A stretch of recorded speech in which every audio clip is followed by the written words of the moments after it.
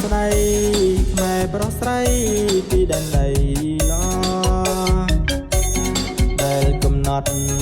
នាមវត្តមួយយ៉ាងពីរដ្ឋាសែនពីរងហើយស្រស់ស្អាតដោយក្បូកបាញ់រចនាអូចំប្រឹក្សាហើយវត្តទឹកល្អវត្តទឹកល្អមានសម្រងជាទីកុយកុន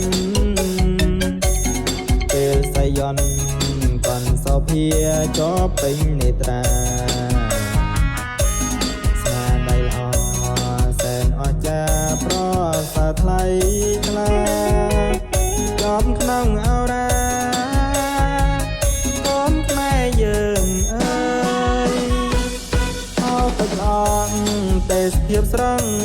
ល្អវិចិត្រស្នាដៃពិតគេដំណែលរបស់ដូនតាជំនាន់ក្រោយជួយដំកើងនិងថែរក្សាប្រពៃថ្លៃថ្លាជាងកាមេរ៉ាយើង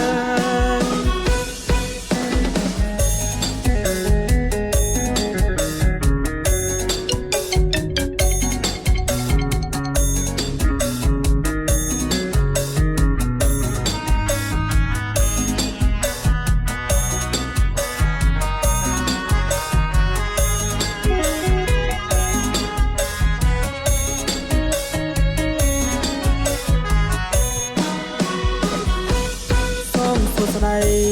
ខ្មែរប្រុសស្រីពីដែនដីឡដែលកំណត់នាមវត្តមួយយ៉ាងពីរដ្ឋាសែនពីរងហើយស្រស់ស្អាតដោយក្បូកបាញ់រចនាអូចំប្រឹក្សា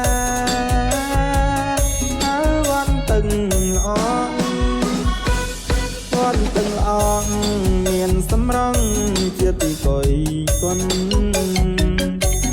ពេលសៃយន្តកនសោភាជាប់ពេញនេត្រាស្នាដៃល្អសែនអស្ចារ្យប្រសើរថ្លៃថ្លាជាប់ក្នុងអរ៉ាកូនខ្មែរយើងអើយអោទឹកល្អទេសភាពស្រស់